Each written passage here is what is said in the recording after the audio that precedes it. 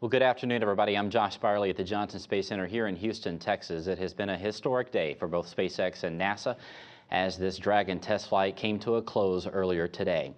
We're going to go live now to SpaceX headquarters in Hawthorne, California, where we are joined by Elon Musk, the Chief Executive Officer and Chief Designer for SpaceX, as well as Alan Lindemoyer, NASA's head of the Commercial Orbital Transportation Services program.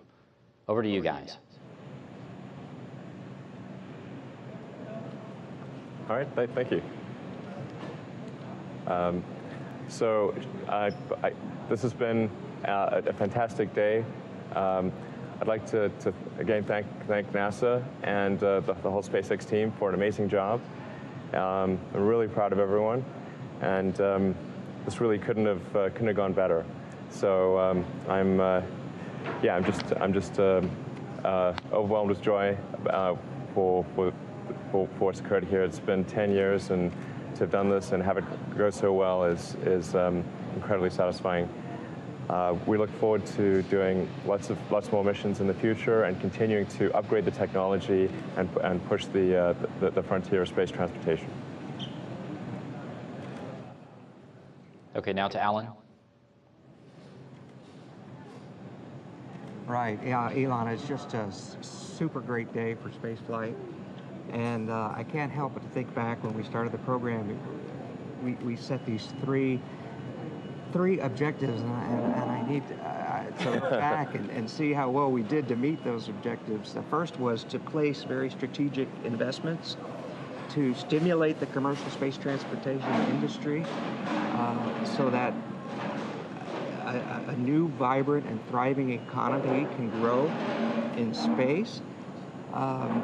The second objective was to facilitate the demonstration of the missions we saw today by making available vast resources of NASA, the facilities, the equipment, the lessons learned, our history, access to our engineers and technical experts across the agency to give us the best possible chance of succeeding, of course with the goal of developing a safe, reliable, and cost-effective space transportation system. Cost-effective meaning something that can be affordable and at least globally competitive. I mean, to develop something that would be extremely expensive would not have met that objective. And then thirdly, to have a market environment where this new capabilities are sustained and you can sell it to the government and other customers. Yeah. Well, we became your customer today. I believe we're really close to having you provide cargo resupply services to the station on a regular basis now. You have turned those hopes into a reality. Well, today. I'm really glad we were able to do a good job for you and NASA, and thanks for having the faith thanks for placing your faith in SpaceX and making all of our dreams come true. Thank you. Absolutely. Thank you to, of course, the entire team at NASA. Thank you to SpaceX. What an amazing group. The space station team, the mission operations, and even our partners with the FAA and the Air Force and everybody who made this happen. We've been waiting for this day, and it certainly is a tremendous day. So we're looking forward now to routine, regular cargo services from you. Yeah. And congratulations on just an amazing mission. Well, thank you. All right. Okay. We're going to take some questions now, starting here in Houston, then we will go around to the phone lines and see who is there. We'll start off with Mark Carreau. Thanks. Mark Carreau for Aviation Week. I had a couple of questions. First, can you give any sort of time and first report from the divers if they've reached the capsule and when they did and what they've told you initially about its condition? Well, I'm not sure if the divers are actually at the spacecraft, but the boats certainly are, and all accounts from the boats are that it looks really good. We're getting ready to attach the cables to pull Dragon out of the water and place it on the barge for return to port, and everything's looking really good. So, yeah. question for you, sir. What sort of message would you like the success of your mission to send to the U.S. policymakers in support of commercial space, not just for SpaceX, but for the industry, the wider industry? Sure. Well, I think it really shows that that commercial spaceflight can be successful. I mean, this mission worked for the first time right out of the gate. All phases of the mission were successful, and it was done obviously in close partnership with NASA, but in a different way. And it shows that different way works, and we should reinforce that. And it's also it seems to have gotten the American public really excited, which is exciting. Because we really want kids to be inspired about spaceflight, and this seems to have gotten their attention, and I think it makes sense for there to be more resources applied in this direction. When you have something that works, you've got to follow through. For either gentleman, from liftoff to the mission itself to splashdown, it seemed everything went flawlessly. Did it exceed, or match or exceed your expectations? What do you think? Yeah, well, when you've been deeply involved in the design of a complex machine, when you see it operate, you know all the things that can go wrong. So when I'm looking at the rocket and the spacecraft, I'm just sort of constantly thinking about, well, what it can go wrong in this way, that way, and there's sort of a long list of like 1,000 ways that it could fail. So this may sound sort of odd, but when you see it actually work, you're sort of surprised. So, which is not to say that we didn't expect it to work, but it's just you can see so many ways that it can fail, and then it works, and you're like, wow, okay, it didn't fail. I think anyone who's been involved in the design of a really complicated machine could sympathize with what I'm saying.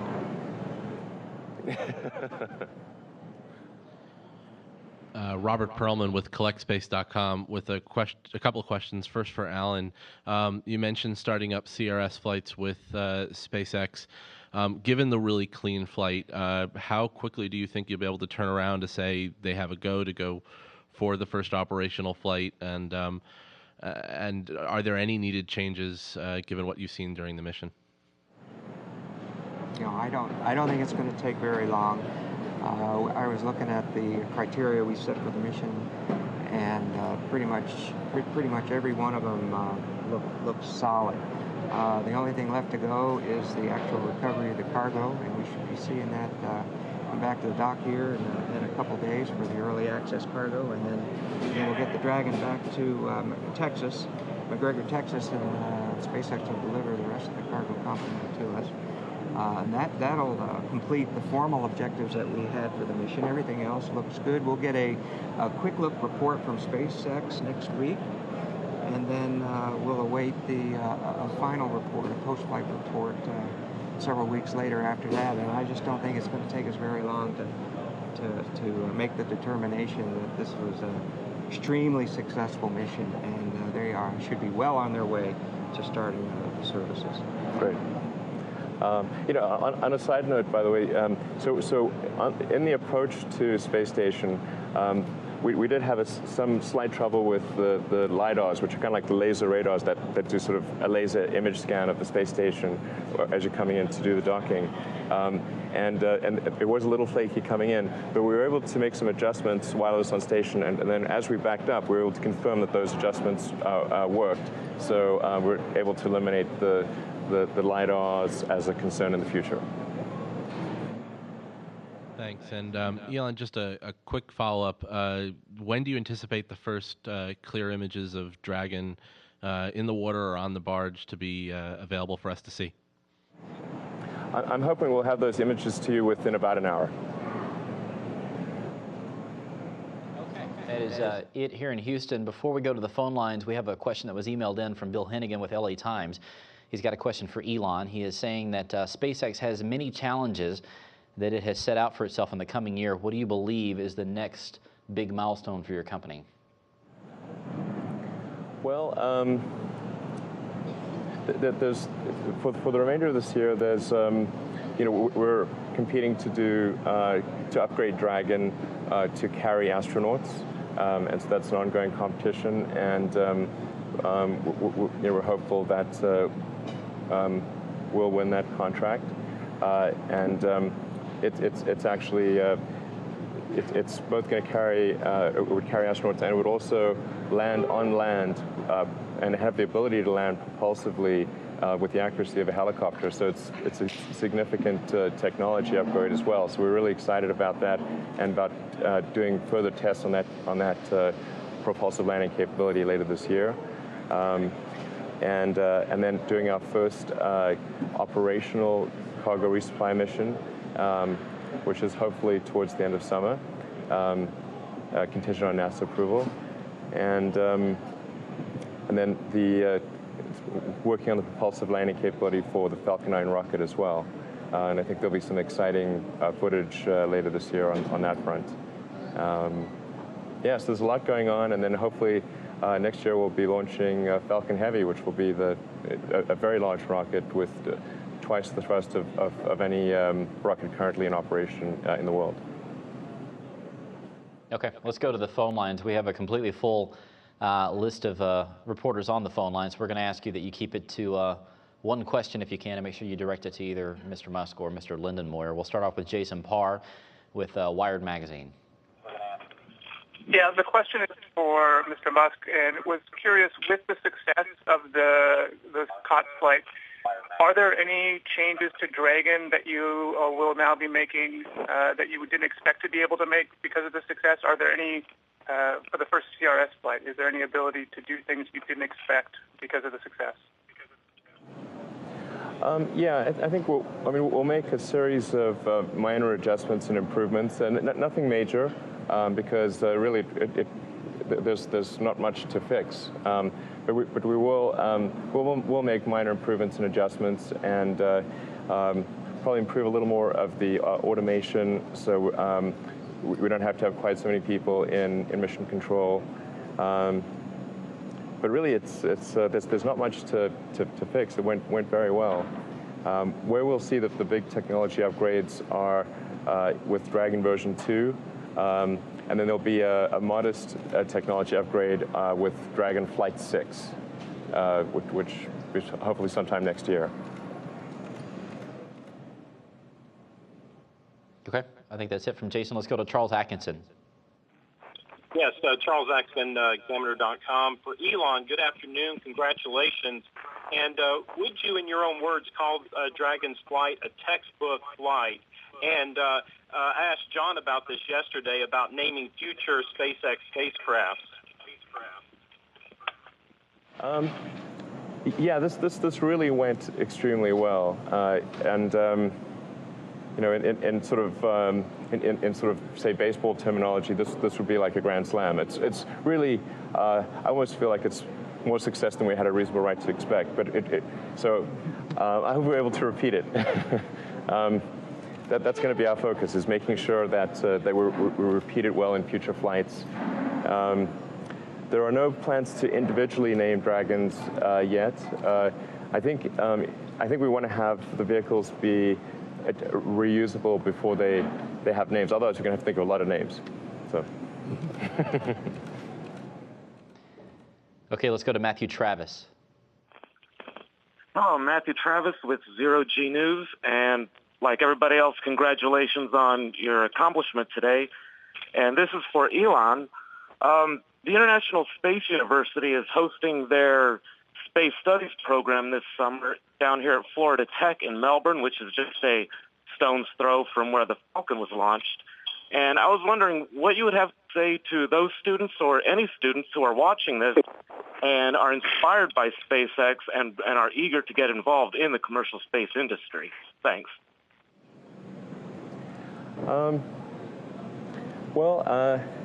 I hope that today's events were really inspiring and encourage many people to go into the space industry and encourage the kids that are trying to decide what to study at school to study engineering and aerospace.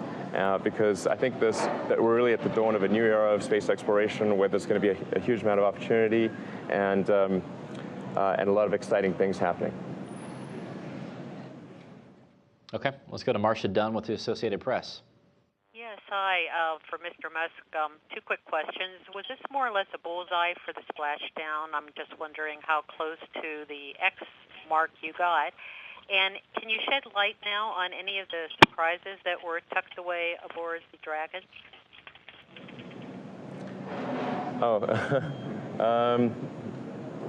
There weren't really any big surprises this time around in terms of stuff that's tucked away on the Dragon. Or if there are surprises, it's a surprise to me too. So I may discover something. So in terms of landing accuracy, it was very accurate. The key point in terms of determining accuracy is what was the position when the parachutes opened.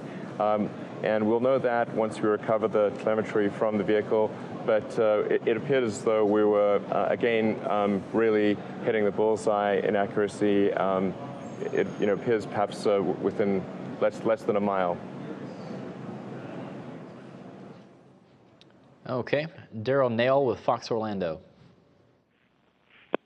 Hello, thank you. Wanted to ask Elon about what he was doing. We could see you on the mission control monitor at Hawthorne, California. It looks like you were sipping a drink, maybe making some tweets.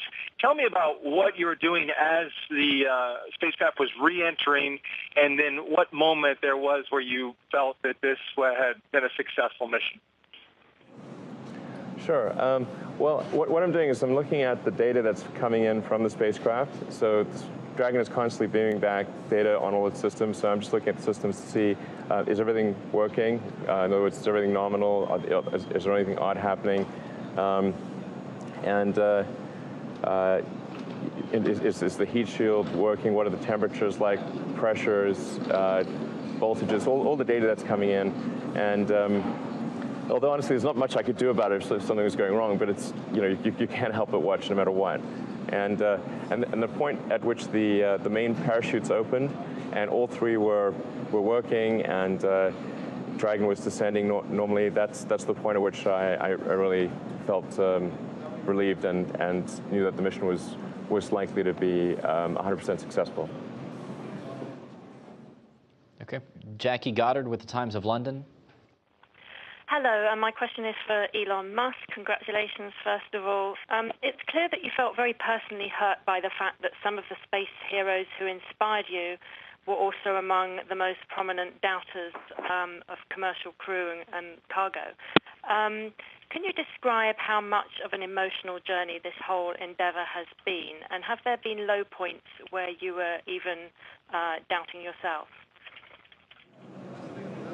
Well, it's certainly been a very difficult and arduous emotional journey. Not so much in recent years have been fantastic, but the early years were very difficult. And it was particularly difficult in 2008 when the third flight of our Falcon 1 rocket, which is a smaller precursor to Falcon 9, when that third flight failed to reach orbit, that was very tough because we were low on money and the economy was in a very difficult situation. It's not clear whether SpaceX would be here today if Flight 4 had not succeeded. Fortunately, it did, and then since then things have gone extremely well. But it has been very difficult in the early years, and then lately it's been wonderful. So I guess in order to experience the wonderful elements, perhaps you have to allow for the terrible side of things. But enough of that.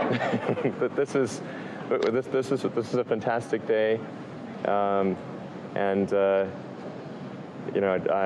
can't express my appreciation for NASA enough, and frankly, SpaceX wouldn't be here without. We would have died. It's if not for NASA. So the words are not enough. Okay, let's go to Irene Klotz with Reuters. Thanks very much. Hi, my question is also for Elon. I understand that with this third successful flight of Falcon 9, the company is now positioned to compete for some military satellite launches. Can you just briefly discuss that and what else you'd need to do with the rocket in terms of a flight history to go after even more than the 2 set-asides? Thanks. Sure.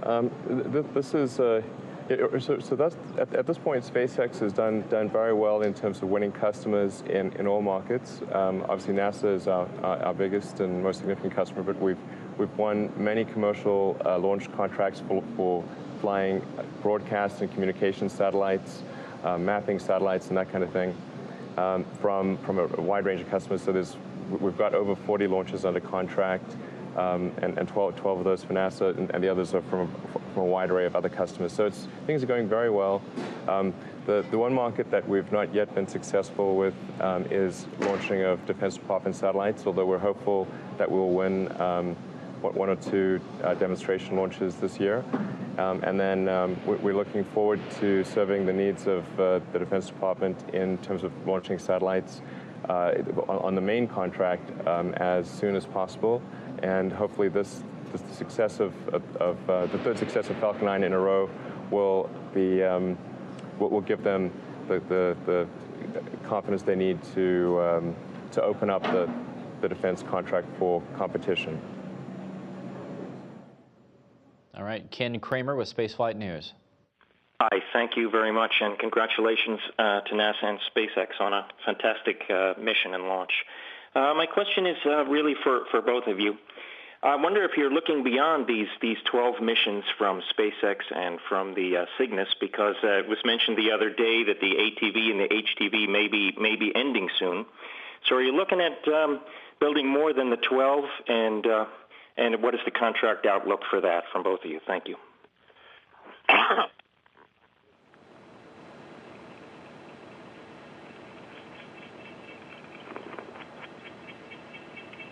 We're just going to stand by for 1 second. Ken, can you repeat your question real quick? They had a quick power outage there at on site. Well, congratulations on the mission. Again, my question is, it was mentioned the other day that the HTV and the ATV may be ending in the next 2 or 3 years. So for both of you, I'm wondering if you're looking beyond these initial missions and thinking about contracts, beyond to service the space station from 2015 to its projected end in 2020 and beyond. Thanks.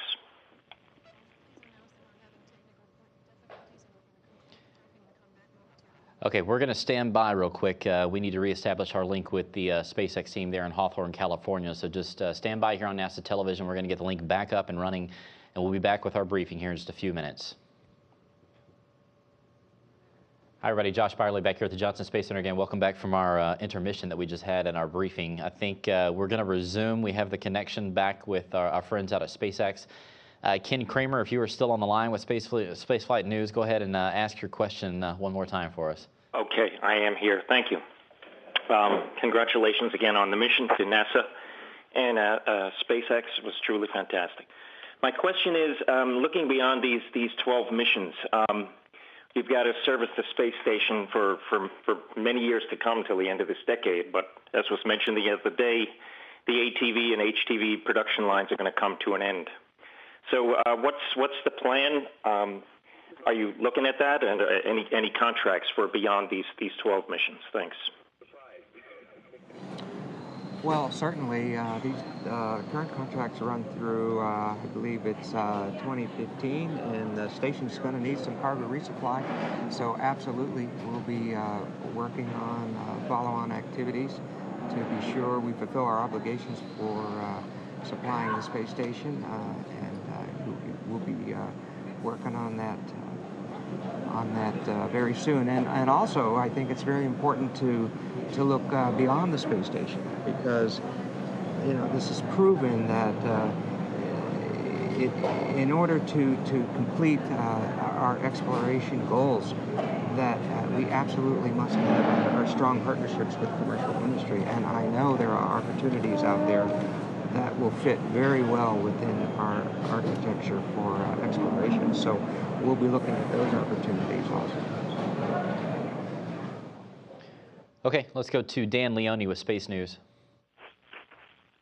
Hi, everybody. Thanks for having us. This is a question for Alan. It's more of a solicitation for comment, Alan, since the good questions have been asked. Could you comment now that this mission's in the books on NASA, on the Space Station Program Office's view of SpaceX's reliability, a compare and contrast with the before and after? So, I'm sorry, maybe you could repeat the question again? It broke up a little bit on me. I'm sorry, did you ask me to repeat something? Or did Yes, please. I couldn't hear you.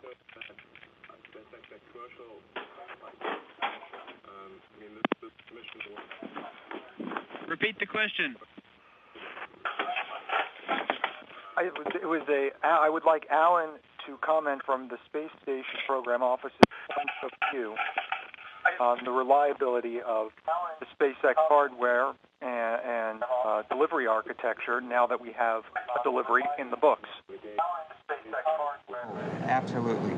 Well, you know, the statistics show that the launch of a new rocket, first 3 launches of a new rocket have a significant chance of not working so well. Yes, I'm very familiar with that, including all 3 not working in the case of Falcon 1. In fact, more likely than not, during the first 3 flights of certainly a new commercial vehicle, history has shown that they have a more likely chance of failure than having all 3 successes. So I would say absolutely.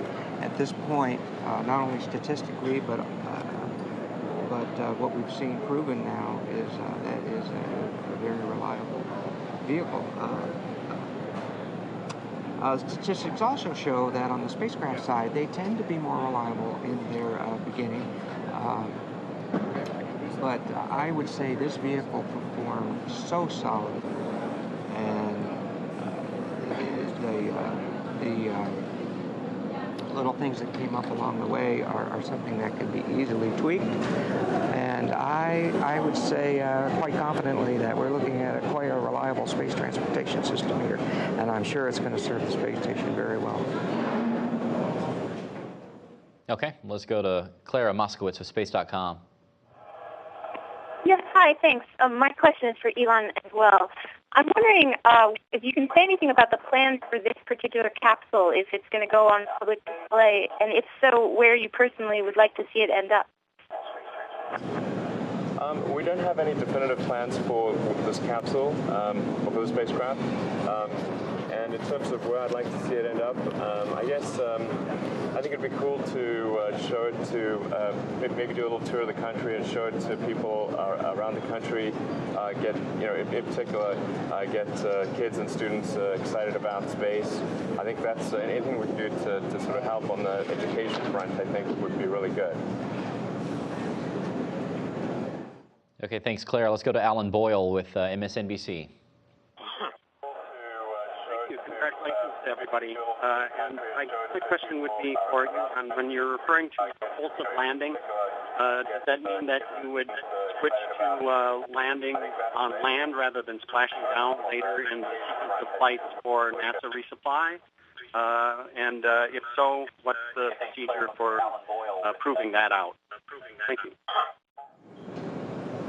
Sure. So the next version of Dragon version 2, will have propulsive landing capability by virtue of the integrated escape thrusters. So because we're going to do something that's new, which is to integrate the escape thrusters into the sidewall of the Dragon spacecraft and make use of the same propellant that would otherwise be used for on-orbit maneuvering, we have this added ability, which is to do propulsive landing, and which I think is really cool. That's sort of like how spaceships land in sci-fi movies, and so I think and that also enables landing on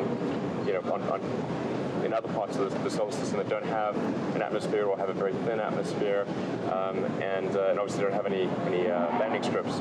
So it's the ways I think spacecraft ought to land, and will hopefully enable a lot lot of interesting potential missions because I think it could be a generalized science delivery platform for other places in the solar system.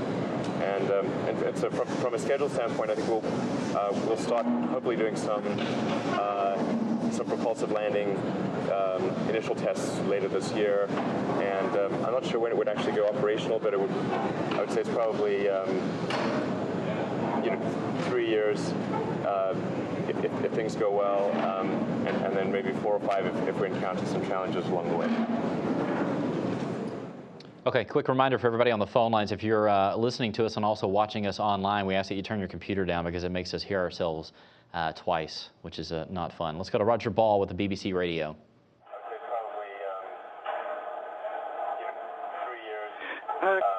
Good afternoon to you. Once again, my congratulations on a great flight. It was a great pity that we were unable to see the splashdown. My question, although it's been answered in part, a while ago you told us about your plans to have Falcon and Dragon make paired landings. How soon are you actually planning on having the trial flights paired landing? Super difficult to hear you, unfortunately. I wonder if there's some sort of something in the background that you perhaps turned down because it's unfortunately I could not hear what you were saying.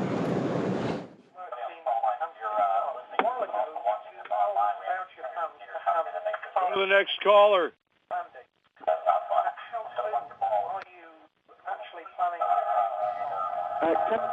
Can you hear me now? Roger, we're still having, I don't know who it is on the line that's got their speakers turned up, but again, if you guys have your computers turned on and you're listening to us, we ask that you actually turn it down because it's causing our briefers some trouble hearing you. So Roger, we can try one more time for you to ask your question to Mr. Musk and Mr. Lindenmoyer. It was a pity that we were unable to see the splashdown. A while ago, you told us about your plans to have the Falcon and Dragon make paired landings.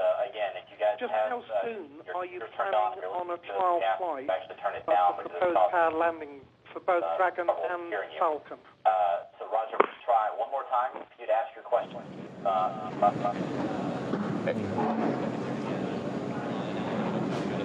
The next caller because we can't hear the question, so we're going to stand by for just a few seconds. Peter King with CBS Radio. If you can hear us, go ahead. I hear you loud and clear, and thank you. And this question is for both gentlemen. You know, after Apollo 7, Wally Schirra called it a 101% success because they accomplished more than they expected to. And so this is like, you know, take your pick of any of these 3 questions. Did you get everything done that you wanted to? Did you get more done than you hoped to get done? Or was there anything you did not get done? Thank you.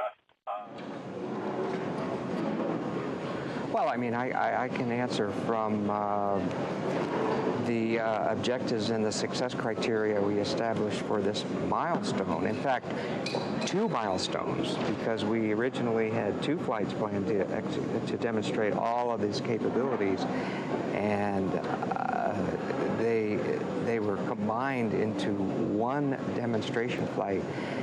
And I think you could see very objectively when you look at these, and there were some 33 separate criteria that we had listed, that it is very objective and easy to see that this satisfied, I believe, 100% of those criteria.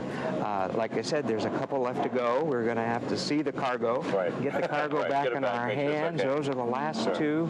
I told you before, Gwen and I would check off the objectives as the mission moved along, and we certainly were able to check them off. Now, of course, officially, we will look at the post-flight data and make an official determination. But I would say at this point, it looks like 100% success.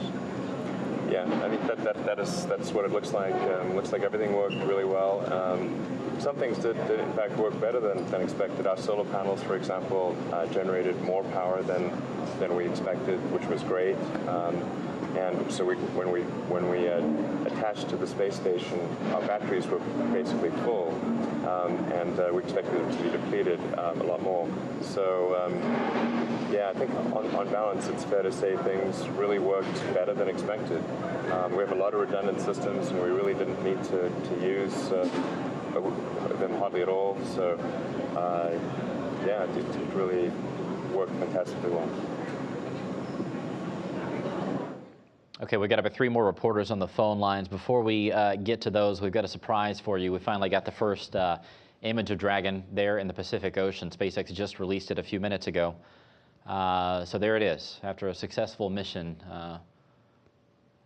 It's a very striking image. So let's go to James Dean with Florida Today. Thanks. Elon, you said after the last or first Dragon flight that a crew would have been comfortable during re-entry. I assume that's the case again. And just more broadly, do you see this flight success having any implications for commercial crew in general in terms of building confidence forward, or just perhaps even just allowing you to focus more on that initiative after you've already demonstrated cargo?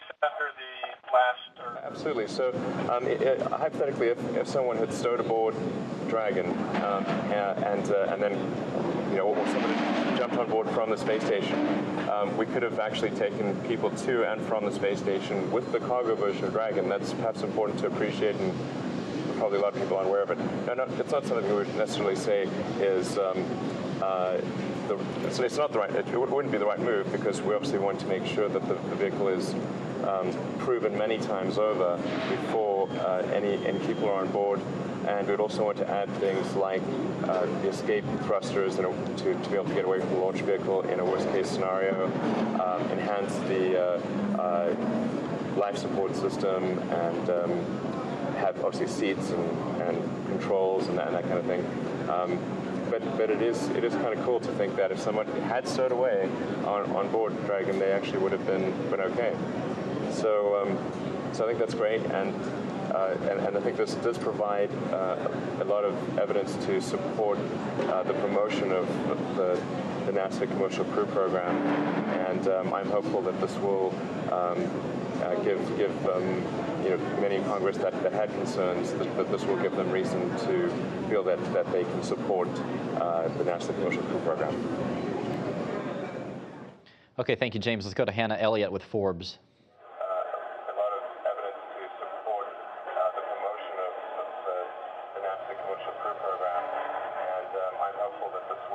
Okay, I think that we have lost Hannah. Before we go to NPR, just a reminder, if you've already asked your question, I've already called on you, please go ahead and mute your phones. That's part of what's causing the feedback that we're hearing. So Nell Boyce with NPR, go ahead.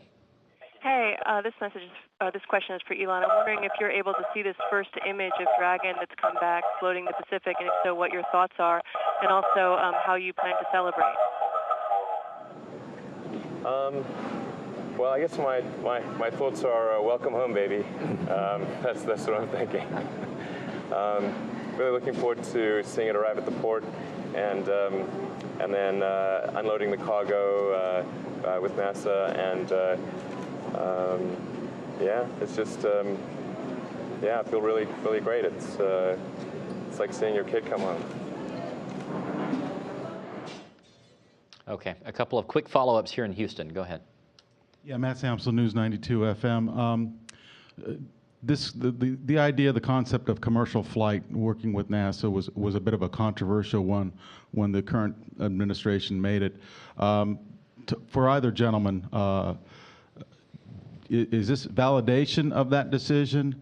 And have you heard any kind of congratulations from President Obama or anyone associated with the White House?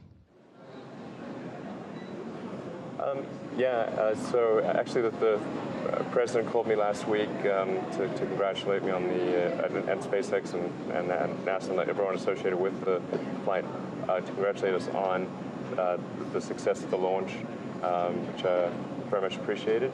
And we received many calls from Congress, from both sides of the House and Senate, because this is really this is a bipartisan thing. This is something that's great for the country, great for the world, and I think it's something that whatever party or affiliation you have, you can feel great about this, because this is very much a shared success. And I would add that when I talked earlier about the objectives we set for the program, we weren't sure exactly how it was going to end up, and it was a bit of an experiment when we started. This is a new way of doing business for NASA, a partnership where we become partners, sharing cost, sharing risk, and of course today we get to share in the joy of the success. But it is a new way of doing business, and by the fact that we were so successful in meeting these objectives that we set so early on, I would say absolutely it's an affirmation that this is a model that works, and has certainly worked very well for us in this case. Go ahead. Robert Perlman with CollectSpace.com with a quick follow-up for Elon. Dragon not only landed on time, it landed 2 seconds early. Was that was that just due to the winds or the swell of the ocean, or how does that? How do you calculate a landing time for a parachute drop capsule? Yeah, there's always a little bit of variation depending upon the winds, and that's I think probably the primary explanation for a few seconds of difference. Yeah, in fact, if it wasn't for wind drift, we could land Dragon with such accuracy that we could actually put it in somebody's backyard. Okay, that's going to wrap it up for us here in Houston. As we part ways, we're going to take one final look at the Dragon spacecraft there in the Pacific Ocean after landing today at 10:42 a.m. Central Time, 8:42 a.m. Pacific Time. This mission came to a close very successfully. We want to thank you for joining us during all these events ever since Dragon launched back at the Kennedy Space Center a little more than a week ago. Of course, we'll have an update for you again tomorrow, an ISS update at its normal time of 10 a.m. Central Time, 11 a.m. Eastern Time. Thanks again.